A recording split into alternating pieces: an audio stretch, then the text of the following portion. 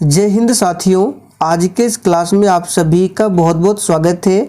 Bihar police constable की नई भर्ती के लिए आज की इस वीडियो में साइंस के प्रश्नों का प्रैक्टिस सेट नंबर 5 चलेगा, जिसमें हम लोग 40 अति महत्वपूर्ण प्रश्नों को कवर करेंगे। और दोस्तों, एग्जाम की तैयारी करने से पहले इस एग्जाम में 2010 से लेकर 2022 तक में जितने भी प्रश्न पूछे गए हैं सभी प्रश्नों को आप लोग सॉल्व कर लीजिए, क्योंकि प्रीवियस ईयर क्वेश्चन से भी एग्जाम में बहुत सारे प्रश्न पूछे जाते हैं। तो इसके लिए आप लोग ये किरण पब्लिकेशन का बुक ले सकते हैं। इसमें पिछले 10 सालों में बिहार पुलिस के एग्जाम में जितने भी प्रश्न पूछे गए हैं सभी प्रश्नों को विस्तृत व्याख्या सहित दिया गया है। टोटल 25 सेट्स है। इस बुक का लिंक आपको इसी वीडियो के नीचे डिस्क्रिप्शन बॉक्स में मिल जाएगा, आप लोग जाकर ले सकते हैं। तो चलिए, फर्स्ट क्वेश्चन आपके सामने है। पदार्थ के संवेग और वेग के अनुपात से कौन सी भौतिक राशि प्राप्त की जाती है? बिल्कुल 1 नंबर का प्रश्न है। चलिए आप सभी आंसर बताइए। और देखिए, प्रत्येक स्टूडेंट को नीचे लाइव चैट में अपना अपना आंसर बताना है, जिससे आप सभी का प्रॉपर तरीके से रिवीजन भी होगा। तो देखिए, पदार्थ के संवेग और वेग के अनुपात से कौन सी भौतिक राशि प्राप्त की जाती है? तो देखिए, संवेग यानी कि P बराबर होता है m इंटू वी, यानी संवेग बराबर होता है द्रव्यमान गुना वेग। तो यहाँ पे पूछा गया है संवेग और वेग के अनुपात को। तो P बटे वेग यानी कि v को इधर करेंगे तो क्या बचेगा हमारा m, यानी संवेग और वेग के अनुपात को क्या बोलेंगे? तो यहाँ पे देख सकते हैं ये बन रहा है द्रव्यमान यानी कि मास। तो आंसर क्या होगा? सी ऑप्शन, द्रव्यमान। और संवेग कौन सी राशि है?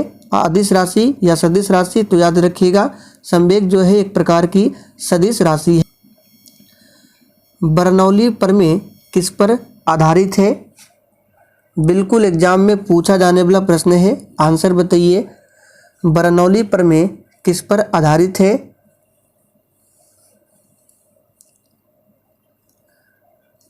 तो दोस्तों, यहाँ पर दूसरे प्रश्न का आंसर क्या होगा? बर्नौली प्रमेय किस पर आधारित है? तो याद रखिएगा, ऊर्जा संरक्षण पर आधारित है बर्नौली प्रमेय। आगे देखिए, वायुयान कार्य करता है। बिल्कुल आपको सोच समझकर आंसर बताना है। वायुयान ये किस पर यानी कि किस नियम पर कार्य करता है? तो यहाँ पर जो भी बच्चे ऑप्शन बी बता रहे हैं उनका बिल्कुल सही जवाब है, बर्नौली के सिद्धांत पर काम करता है वायुयान, ध्यान रखेंगे। आगे देखिए, आर्किमिडीज का नियम निम्नलिखित में से किससे संबंधित है? सभी ऑप्शन को ध्यानपूर्वक पढ़िए, आंसर बताएंगे। आर्किमिडीज का नियम ये किससे संबंधित है? तो यहाँ पर जो भी बच्चे ऑप्शन ए बता रहे हैं बिल्कुल सही जवाब है, प्लवन के नियम से संबंधित है, यानी कि तैरने के नियम से। और इस नियम के अनुसार अगर ठोस का घनत्व द्रव से ज़्यादा हो तो वस्तु जो है उस द्रव में डूब जाएगी, और अगर ठोस का घनत्व द्रव के घनत्व से कम हो तो वस्तु यानी कि वस्तु जो है द्रव में तैरेगी। तो इस बात को ध्यान रखेंगे। निम्न में से क्या एक तिलहन है? चलिए फटाफट से आंसर बताएंगे। निम्न में से क्या एक तिलहन है? तो यहाँ पर आंसर क्या होगा? राई। राई का तेल निकाला जाता है, इसलिए ये तिलहन है। अब देखिए, बहुत बच्चे आंसर बताएंगे लौंग, क्योंकि लौंग का भी तेल होता है। तो देखिए, लौंग का तेल भले ही होता है लेकिन ये तिलहन के अंतर्गत नहीं आता है। तो ध्यान रखेंगे, राई आपका आंसर होगा। लौंग का कौन सा भाग खाया जाता है पूछा जाता है? तो पुष्पकली, नोट कर लीजिए। लौंग का पुष्पकली भाग जो है ये खाने योग्य होता है। पित्त का मुख्य कार्य क्या है? चलिए 6 के लिए आंसर कीजिए, पित्त का मुख्य कार्य क्या है? तो इस प्रश्न का सही आंसर है पाचन तथा पोषण हेतु वसा का इमल्सन करना, ये पित्त का मुख्य कार्य है। और पित्त कहाँ से स्रावित होता है? यकृत से स्रावित होता है। यकृत ग्रंथि मानव शरीर की सबसे बड़ी ग्रंथि है। निम्नलिखित प्राणियों में से किसमें खुला परिसंचरण तंत्र पाया जाता है? चलिए 7 के लिए आंसर कीजिए। निम्नलिखित प्राणियों में से किसमें खुला परिसंचरण तंत्र पाया जाता है? तो ये है झींगा। यहाँ पर ए ऑप्शन आपका सही आंसर है। हीमोफीलिया रोग है जो क्या है? चलिए आंसर बताएंगे या फिर किससे होता है?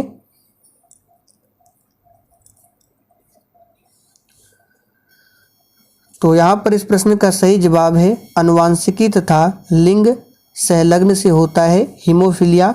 और इस रोग में क्या होता है? खून का थक्का नहीं बन पाता है। एक खाद्य श्रृंखला के कुछ ही चरण होते हैं क्योंकि हर चरण पर ऊर्जा क्या होती है? देखिए, खाद्य श्रृंखला के संदर्भ में 10% का नियम किसने दिया था पूछा जाता है? तो याद रखिएगा लिंडमान ने।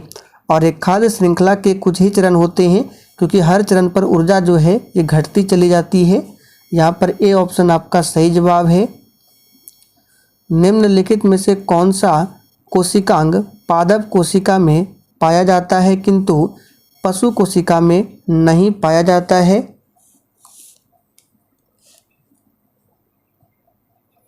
बहुत ही सिंपल है, सभी ऑप्शन को ध्यानपूर्वक पढ़िए। तो केवल पादप कोशिका में पाया जाता है, यह है क्लोरोप्लास्ट। ये जंतु कोशिका यानी पशु कोशिका में नहीं होता है। सबसे बड़ी मानव कोशिका कौन सी है? तो सबसे बड़ी मानव कोशिका सबसे लंबी पूछा जाता है। तो सबसे बड़ी कोशिका है ओवम, जिसको अंडाणु भी कहा जाता है। यहाँ पे डी ऑप्शन सही जवाब है। और सबसे लंबी कोशिका तंत्रिका तंत्र की कोशिका होती है।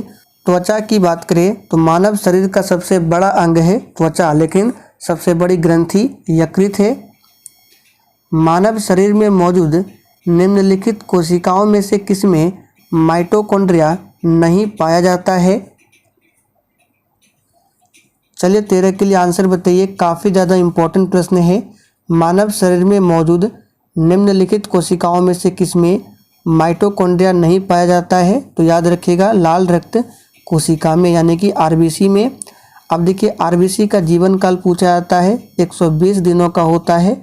आप लोग कमेंट करके बताइए आरबीसी का साइंटिफिक नेम क्या है? जीवन की मूलभूत इकाई क्या है?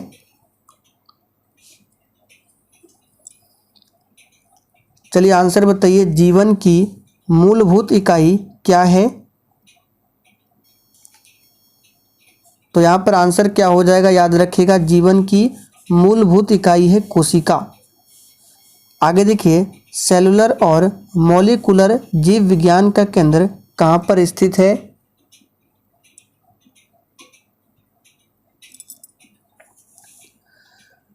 तो सेलुलर और मॉलिक्यूलर जीव विज्ञान का केंद्र ये स्थित है हैदराबाद में, जो कि मूसी नदी के किनारे बसा हुआ है। सबसे छोटा जीव जो स्वयं विकास एवं प्रजनन करने में समर्थ है कौन सा है? चलिए 16 के लिए फटाफट से आंसर बताइए। कौन सा सबसे छोटा जीव है जो स्वयं विकास एवं प्रजनन करने में समर्थ है? तो ये है माइकोप्लाज्मा। यहाँ पर सी ऑप्शन आपका सही जवाब है, माइकोप्लाज्मा। सेल्यूलोज भित्ति किसके सेलों में पाई जाती है?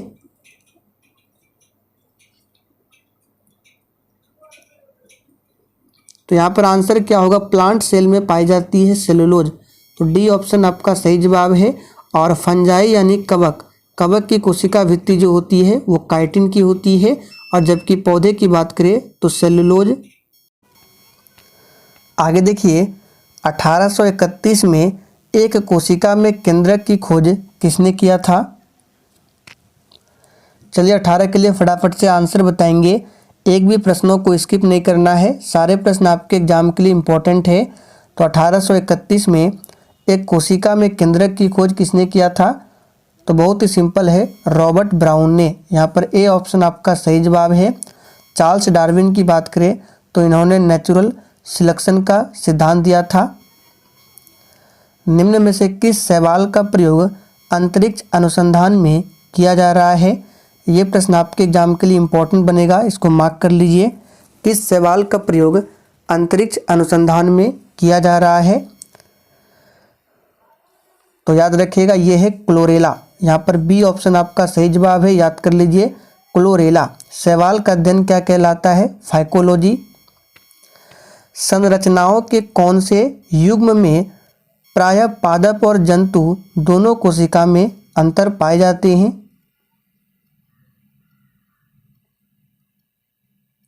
चलिए आंसर बताएंगे। संरचनाओं के कौन से युग्म प्रायः पादप और जंतु दोनों कोशिकाओं में पाए जाते हैं? तो प्लांट सेल और एनिमल सेल दोनों में पाया जाता है। तो याद रखिएगा आंसर क्या होगा यहाँ पे? ऑप्शन ए, अंतर्द्रव्य जालिका और कोशिका कला। यहाँ पर ए ऑप्शन सही जवाब है। गोल्जी काय उत्पन्न हुए? किससे उत्पन्न हुए हैं गोल्जी काय? आंसर कीजिए फटाफट से।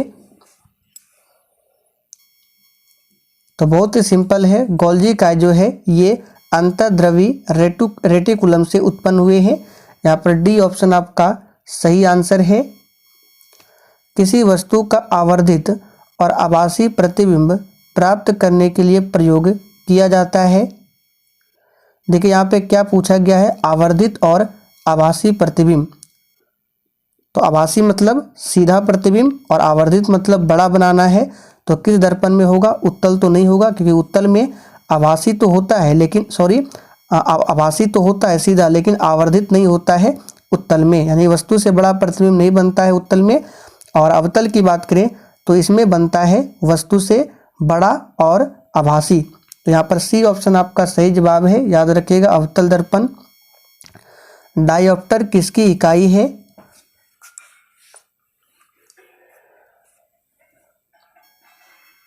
तो ध्यान दीजिए, डायोप्टर जो है ये लेंस की क्षमता की इकाई है। वर्णांध व्यक्ति निम्नलिखित में से किन रंगों में अंतर नहीं कर सकता है?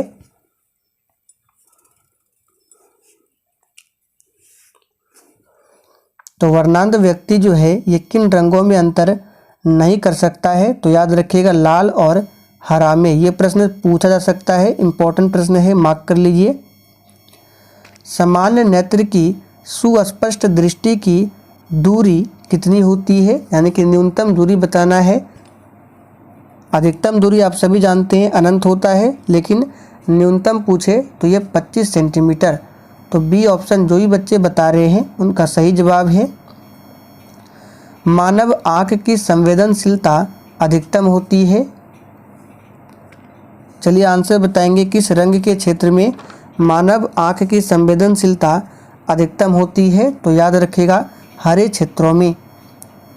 समस्थानिक शब्द का क्या अभिप्राय है? ये तो बहुत ही सिंपल है, आप लोगों ने नाइन्थ क्लास में पढ़ा होगा। समस्थानिक, संभारिक। तो समस्थानिक में क्या होता है? इसमें समान परमाणु क्रमांक होता है और द्रव्यमान क्या होता है? अलग अलग होता है। तो यहाँ पर ए ऑप्शन आपका सही जवाब है। एक जर्मेनियम क्रिस्टल यानी कि सेमीकंडक्टर अर्धचालक, इसमें कौन सा बंधन होता है?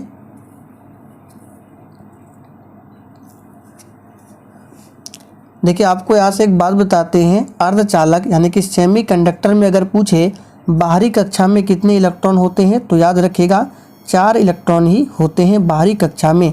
तो ये कौन सा बॉन्ड बनाएगा? तो इसके पास 4 है और इसको 4 चाहिए, और जिसके पास भी 4 होगा उसको भी, यानी कि ये जो बनाएगा सहसंयोजी बंधक, यानी ये भी 4 देगा वो भी 4, तो ये सहसंयोजी बंधक बनाएगा एक जर्मेनियम क्रिस्टल। शलाका और शंकु कोशिकाएं किसमें पाई जाती है? वेरी इंपॉर्टेंट प्रश्न। तो शलाका और शंकु कोशिकाएं किसमें पाई जाती है? इसका सही जवाब है आँखों में, ध्यान रखेंगे। आगे देखिए, प्रकाश के वेग की तुलना में रेडियो तरंगों का वेग क्या होता है? तो देखिए रेडियो तरंग भी एक प्रकार का विद्युत चुंबकीय तरंग है। तो प्रकाश का वेग जितना होगा रेडियो तरंग का भी वेग उतना ही होगा, यानी एक समान होता है। प्रकाश के वेग की तुलना में रेडियो तरंग का वेग, और प्रकाश जो है अनुप्रस्थ तरंग है।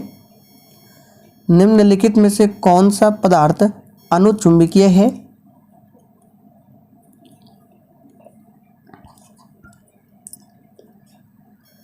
तो अनुचुंबकीय पदार्थ इसमें हो जाएगा कौन सा? ऑक्सीजन। ऑप्शन के अकॉर्डिंग और लोहा, कोबाल्ट, निकेल ये सभी क्या है, लौह चुंबकीय है।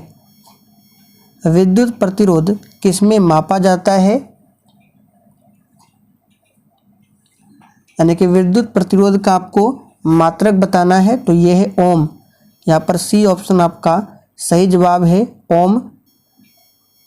संचायक बैटरी में कौन सी धातु इस्तेमाल की जाती है,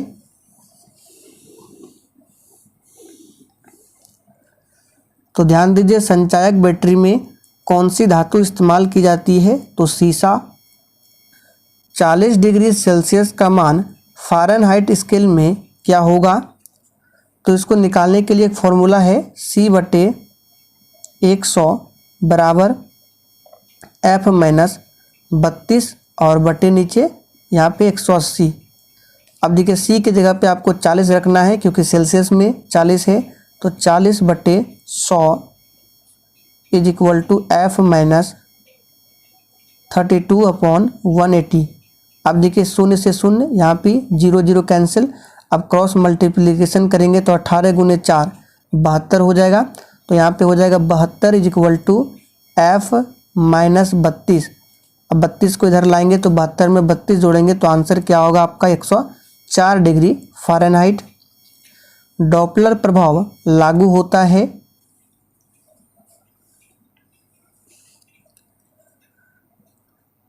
तो देखिए डॉपलर प्रभाव जो है ये सापेक्ष गति के लिए लागू होता है, यहाँ पे सी ऑप्शन सही जवाब है। पौधों में क्लोरोफिल बनाने के लिए कौन सा तत्व सहायक होता है,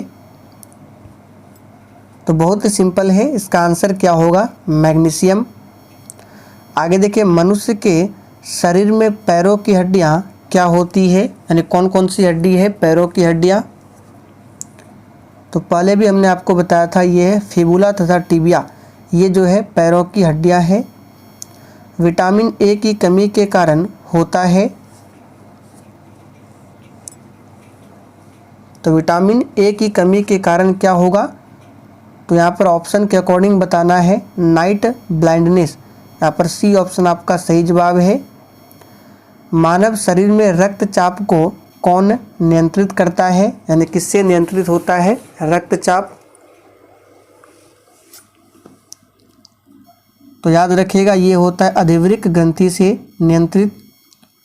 आगे देखिए, और इसी अधिवृक्क ग्रंथि से याद रखना है एड्रीनलिन हार्मोन स्रावित होता है, जिसे लड़ो या उड़ो हार्मोन के नाम से भी जाना जाता है। बिजली के हीटर में कौन सी सामग्री प्रयुक्त होती है, तो बहुत ही सिंपल है, ये है नाइक्रोम। और यहाँ पे अगर पूछे विद्युत बल्ब के तंतु में फिलामेंट जो होता है किसका बना होता है, टंगस्टन का बना होता है, जबकि हीटर में नाइक्रोम का प्रयोग होता है, इस तरह से होगा नाइक्रोम। तो चले दोस्तों आज के लिए इतना ही। सेशन पसंद आया हो तो सभी लोग सेशन को लाइक करके और अधिक से अधिक सेशन को दोस्तों के साथ ज़रूर शेयर करें।